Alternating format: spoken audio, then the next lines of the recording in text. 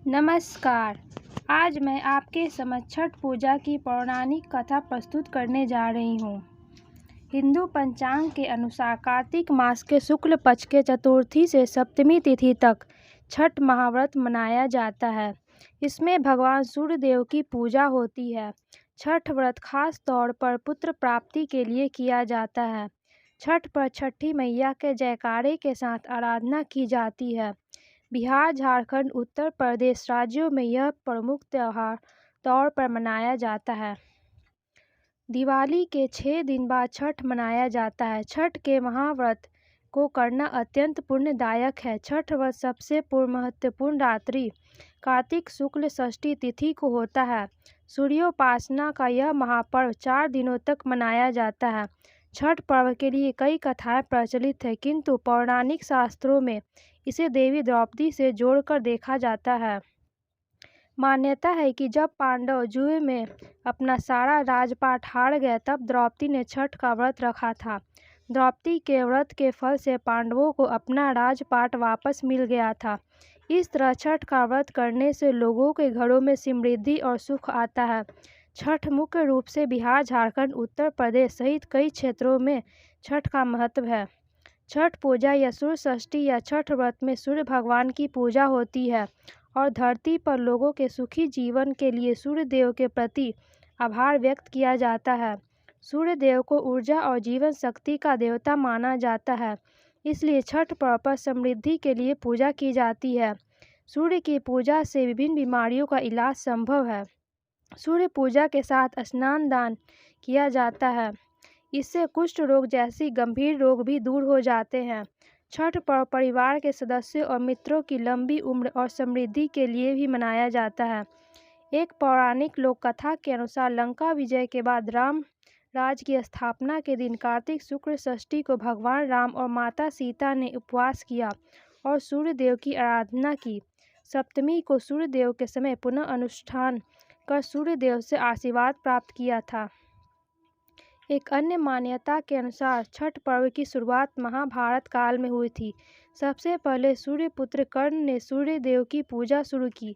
कर्ण भगवान सूर्य का परम भक्त था। वह प्रतिदिन घंटे कमर तक पानी में खड़े होकर सूर्य को अर्घ्य देता था। सूर्य की कृपा से ही वह महान योद्धा बना था। आज भी छठ में अर्घ्य दान की यही पद्धति प्रचलित है। कुछ कथाओं में पांडवों की पत्नी द्रौपदी द्वारा भी सूर्य की पूजा करने का उल्लेख है। वे अपने परिजनों के उत्तम स्वास्थ्य की कामना और लंबी उम्र के लिए नियमित सूर्य पूजा करती है।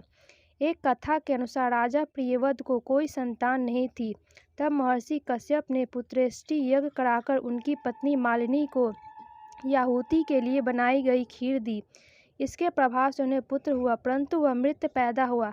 प्रियव्रत पुत्र को लेकर शमशान गए और पुत्र वियोग में प्राण त्यागने लगे। उसी वक्त भगवान की मानस कन्यका देवसेना प्रकट हुई और कहा कि सृष्टि की मूल प्रवृत्ति के छठे अंश से उत्पन्न होने के कारण मैं षष्ठी कहलाती हूँ।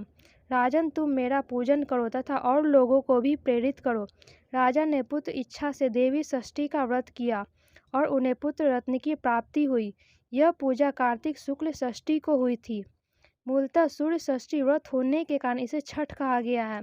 यह पर्व वर्ष में 2 बार मनाया जाता है, पहली बार चैत्र में और दूसरी बार कार्तिक में। चैत्र शुक्ल पक्ष षष्ठी पर मनाए जाने वाले छठ पर्व को चैती छठ व कार्तिक शुक्ल पक्ष षष्ठी पर मनाए जाने वाले पर्व को कार्तिकी छठ कहा जाता है। पारिवारिक सुख समृद्धि और तथा वांछित फल प्राप्ति के लिए यह पर्व मनाया जाता है। इस पर्व के स्त्री और पुरुष समान रूप से मनाते हैं। छठ पूजा 4 दिवसीय उत्सव। इसकी शुरुआत कार्तिक शुक्ल चतुर्थी को तथा समाप्ति कार्तिक शुक्ल सप्तमी को होती है। इस दौरान व्रतधारी लगातार 36 घंटे का व्रत रखते हैं। इस दौरान वे पानी भी ग्रहण नहीं करते। छठ पर्व बांस निर्मित सूप टोकरी, मिट्टी के बर्तन, गन्ने के रस, गुड़, चावल और गेहूं से निर्मित प्रसाद और सुमधुर लोकगीतों से युक्त होकर लोक जीवन की भरपूर मिठास का प्रसार करता है। यह मुख्य रूप से पूर्वी भारत में बिहार, झारखंड, पूर्वी उत्तर प्रदेश, नेपाल के तराई क्षेत्रों में मनाया जाता है। षष्ठी को मनाया जाने वाला छठ पूजा सूर्य उपासना का अनुपम लोक पर्व है। छठ व्रत पूजा विधि। छठ देवी भगवान सूर्य देव की बहन है, जिनकी पूजा के लिए छठ मनाया जाता है। छठी मैया को प्रसन्न करने के लिए भगवान सूर्य की आराधना की जाती है। छठी मैया का ध्यान करते हुए लोग माँ गंगा, यमुना या किसी नदी के किनारे इस पूजा को मनाते हैं। इसमें सूर्य की पूजा अनिवार्य है, साथ ही किसी नदी में स्नान करना भी। इस पर्व में पहले दिन घर की सफाई की जाती है। छठ पर्व पर गाँवों में अधिक सफाई देखने को मिलती है। छठ के 4 दिनों तक शुद्ध शाकाहारी भोजन किया जाता है।